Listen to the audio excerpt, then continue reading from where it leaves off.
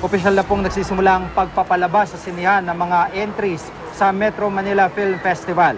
Kanina nga po ay pinanood ni Pangulong Ninoy Aquino ang isa sa mga pelikulang kalahok dito, ang My Little Bossings.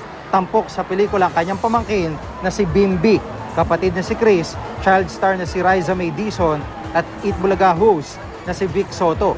Ilan pa sa kasaling pelikula ang Kemidora prequel, Boy Golden, Girl Boy Bakla Tomboy, 10,000 Hours, Pagpag, Kaleidoscope World at Pedro Calungsod, ang Batang Martir.